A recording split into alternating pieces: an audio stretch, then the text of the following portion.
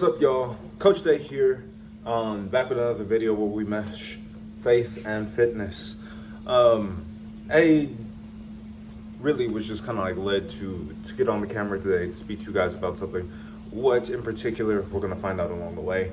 But there are a couple updates I want to give you guys who are following along. I turned 24 in, what's today, the 8th? 2 days? No, what day? Is it Thursday? I turned 24 tomorrow. And my little one who's beside me right now, she turns 2 the day after. So we both have birthdays coming up. It's a celebration for me. It marks a decade training. I started when I was 14 years old, if I'm being honest. No, if I'm being for real, I started when I was 13. Jesus. So when I was 13 in October, transition, moved all the way. No. I got messed up. So when I was 14, October, it's coming up on a decade of me working out, training, being in this fitness scene. And I don't know, man. It feels weird. It feels kind of surreal. I remember getting some words of wisdom from my mother at a point in time. She asked me a question. How long does it take to gain 10 years experience? Most people will overcomplicate the answer, think about it all too much more than you really need to. It's like, oh man, well, if I get a guru, if I get a coach, and they insert all this here, then I can learn X amount in the short. Like, nah, it takes 10 years to gain 10 years experience in something, right? You could be partnered with an individual who can teach you and quick streamline a lot of the processes a lot faster, but the experience aspect of doing it is going to take time. And I can say I've been doing something consistent and long enough to consider myself advanced and very knowledgeable on the subject. So it's exciting for me. It's made its way in my progression in my training. Just a little side note for y'all, I'm gonna record it, but for my 24th birthday, for every birthday really, I've tried to do something kind of crazy with one of my key lifts. Bench press, deadlift, squat. For those of y'all know, I've had an injury with my lower lumbar that's made deadlifting and squatting and all the other like really fun power movements a little difficult for me because my core is weak, and I need to strengthen that in order to really maximize my lifts in those areas. But I'm going for 24 reps with 225 on bench press for my 24th birthday, and that's literally tomorrow. So we'll see how that goes. I'm really aiming to get more than that, but we'll see, right? That all being said, the topic of today's video. So as y'all know, or those of y'all who have peeped some of the earlier videos, some of the more recent ones, the nature of my channel has kind of taken on an approach of meshing faith and fitness. And I want to share with you guys what I've been receiving from our Bible studies, our talks. Maybe it'll help some of y'all, and I can relate it to fitness in the sense that you'll progress. Don't mind her, she's in the background. It's my little one, y'all. But my goal is that maybe some of this information will assist you guys in what you're trying to do as a whole, right? Biggest thing, we've been talking about offenses. Been reading this book called The Bait of Satan.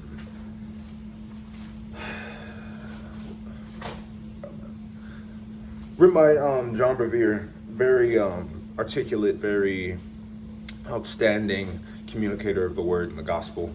Would definitely recommend, if you guys have the time, download the app Messenger X. He has all of his written works and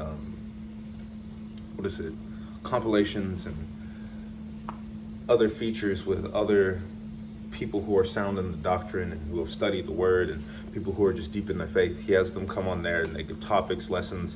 If you're interested at all in starting a Bible study or taking your spiritual walk further, it's an excellent resource and tool that'll help you further your relationship in your walk with Christ.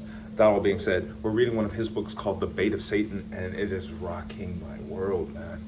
It's kind of annoying, but it's talking about offense, and it's something that I know everybody in some way, shape, or form deals with. The whole principle and the basis of the message that kind of started the heart posture and the nature of what he was talking about, right?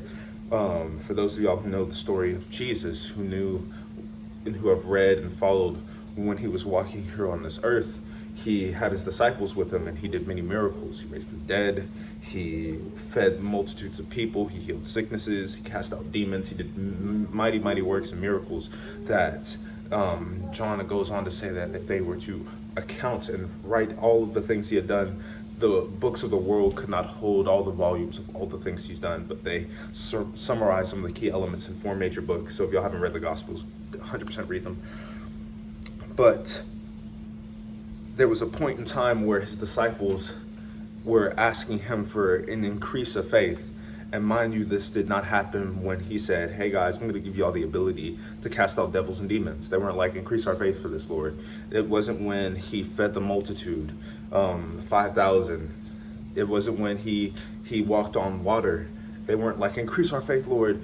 It was when he went out and said, hey, if your neighbor, and for those of you who don't know who your neighbor is, it could be your physical neighbor, it could be the person walking down the street, it could be your enemy for all due intents and purposes. But if someone comes up to you and they offend you, say 7 times in a day, and 7 times they say, hey bro, forgive me, I apologize, I was wrong, it was my mistake to do that. He said, each 7th time you ought to forgive them because you were afforded grace and love. And since you were afforded grace, and since you are only redeemed by grace, it is only right that you extend that same forgiveness and that grace to other people. That being the case, they were like, Lord, you got to increase our faith for this, because that's you asking a lot. I got to forgive the person who's done me wrong 7 times in a day.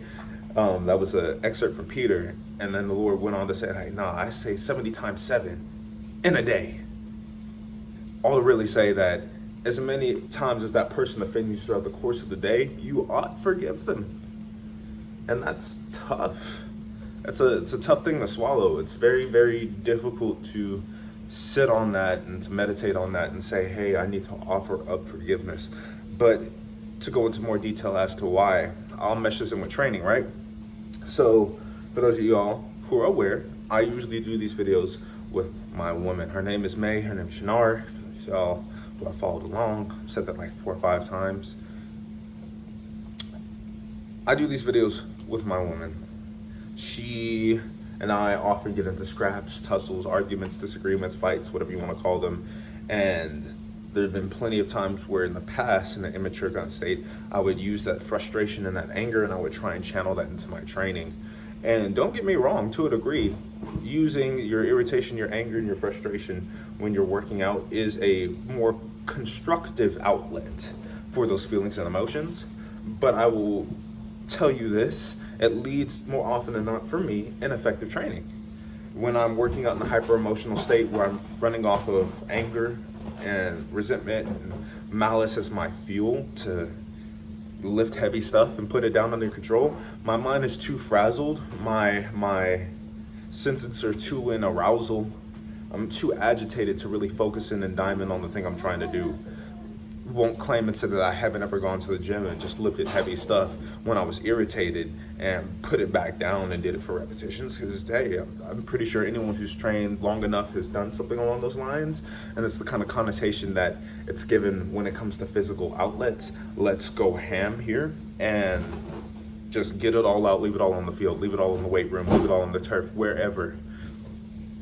And like I said, there's some caveats to this, but to run off of anger as your driving force for training when you have particular goals, ultimately it's going to lead to a couple things.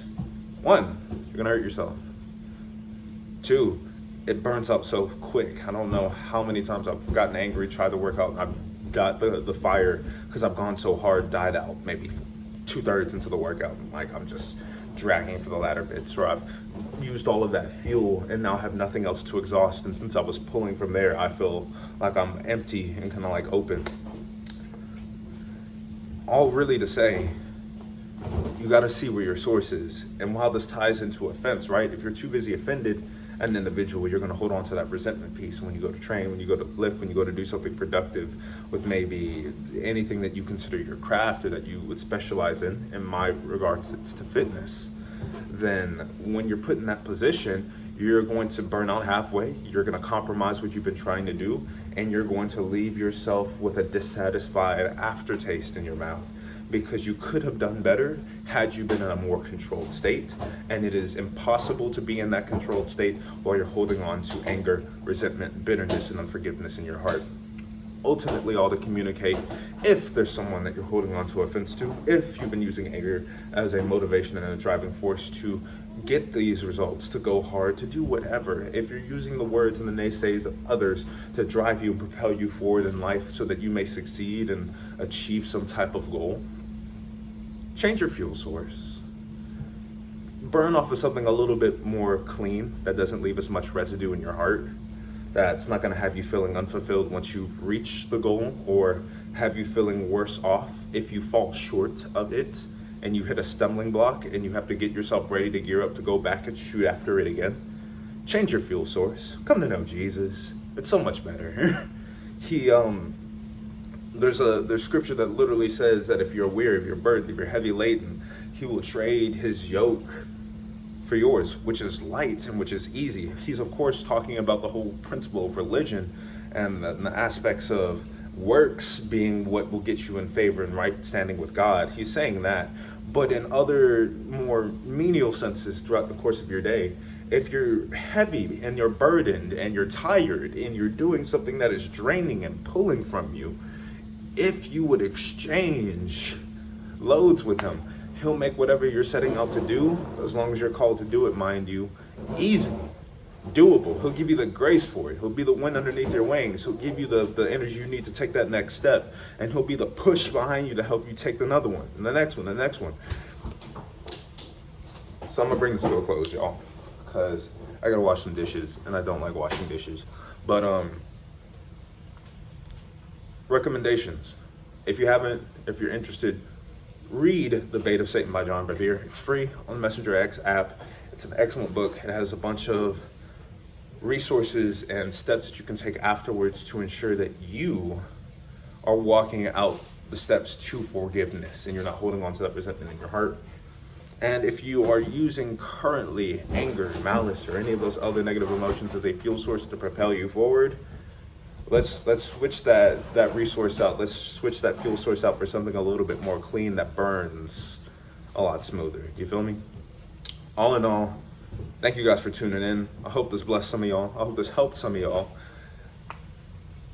Check out some of the other videos. Please like, comment, share, and subscribe. Sub to the channel, y'all. I know I'm trying to get more consistent on this whole posting thing. I made like 3-4 videos before this and I just haven't posted them. The Lord's been on me about this. I got to keep making these because they're out here to help somebody. But I'll catch you on the next video. Love you all. Peace.